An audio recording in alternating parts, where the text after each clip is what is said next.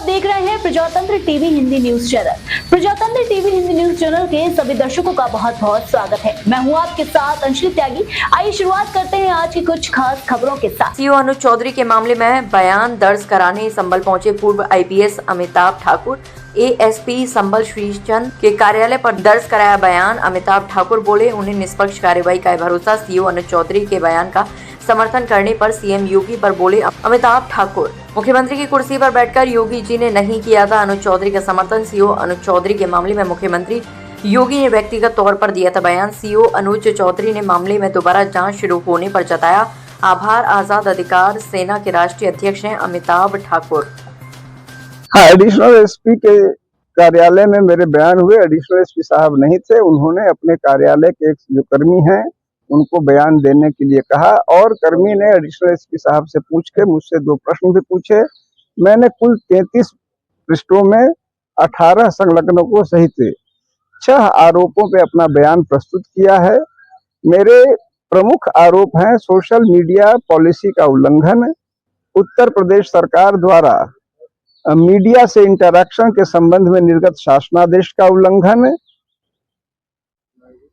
वर्दी धारण से संबंधित नियमों का उल्लंघन, वर्ग वैमनस्य की स्थिति उत्पन्न करना तथा अन्य इस प्रकार के कार्य और आचरण जो सामान्य रूप से एक पुलिस अफसर से अपेक्षित नहीं है, उनके संबंध में मैंने अलग अलग स्पष्ट साक्ष्य और तथ्य प्रस्तुत किए हैं। किस तरह के आपके आरोप थे संभल सीओ अनुज चौधरी जी? देखिए, जो साक्ष्य जो आरोप हैं उनमें जैसे उनके द्वारा कई अवसरों पे कई ऐसे कार्य हुए।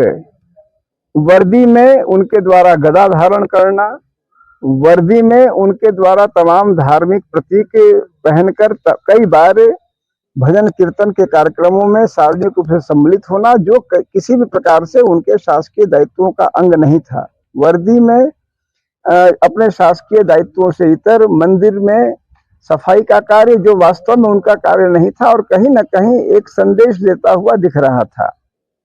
उसके अलावा जो जुमा और ईद से संबंधित उनके बयान थे, रंग से संबंधित बयान थे, जिसमें एक में उन्होंने कहा कि आत्मा काली नहीं हो, एक वर्ग विशेष को लक्षित करते हुए, और यह भी कहा कि यदि आपको रंग से इतनी चिढ़ है तो आप वह अंग काट लें। यह बयान भी मेरे पास है जो निश्चित रूप से एक वर्ग विशेष को नकारात्मक रूप से अकारण प्रस्तुत करता दिखता है। इन सभी बिंदुओं पर मैंने समेकित रूप से अपनी शिकायत प्रस्तुत की है। जिस तरह से आपने शिकायत की थी उसके बाद में तमाम राजनीतिक दलों ने आपत्ति भी की थी, अनुज चौधरी के बयानों की आलोचना भी की थी।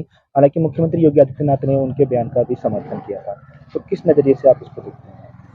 देखिए, मुख्यमंत्री श्री आदित्यनाथ ने जिस समय बयान का समर्थन किया, मेरी समझ और जानकारी में वह अपनी निजी हैसियत में बोल रहे थे। वह मुख्यमंत्री की कुर्सी पर बैठ के नहीं बोल रहे थे।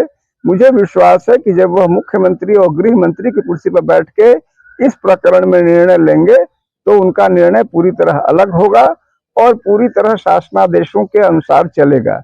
एक व्यक्ति के रूप में श्री आदित्यनाथ को किसी भी पब्लिक कार्यक्रम में कुछ भी कहने का अधिकार है, लेकिन मुख्यमंत्री के रूप में वह भी संविधान और नियमों से उतने ही बंधे हैं जितना मैं और आप बंधे हैं। जिस तरह से उनको जांच हुई थी अनुज चौधरी जी की, हालांकि क्लीन चिट मिल गई थी, हालांकि आपने फिर दोबारा उस मामले में शिकायत की थी, अब उसमें फिर दोबारा से जांच की जा रही है, तो अब आप इस चीज किस नजरिए से देखते हैं? मैं समझता हूं कि वह क्लीन चिट दिया जाना गलत था और मैंने उस शासनादेश का उल्लेख किया जिसमें शिकायतकर्ता को अपनी बात कहने का अवसर देना अनिवार्य है, और मेरी जानकारी में मेरी उसी शिकायत का संज्ञान लेकर इस जांच को दोबारा खोला गया। मैं उस दोबारा जांच को प्रारंभ करने का स्वागत करता हूं और उम्मीद करता हूं कि इस मामले में नियमानुसार न्याय होगा। क्या लगता है आपको कि जांच निष्पक्ष हो पाएगी या नहीं हो पाएगी? देखिए, मैं चाहूंगा कि जांच निष्पक्ष हो। मैं हमेशा उम्मीद करूंगा कि कोई भी शासकीय कार्रवाई केवल और केवल नियमों से चलेगी।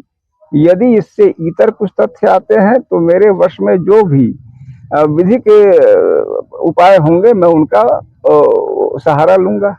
जिस तरह से उनकी शिकायत निरस्त हुई थी और दोबारा जांच के आदेश हुए थे, तो इसी बीच संभल एसपी ने उनका तबादला चंदौसी कर दिया था जिले के। तो ये माना जा रहा था कि जांच को लेकर ही कप्तान ने ये उनके ऊपर कार्रवाई की है। उसको लेकर क्या मानते हैं?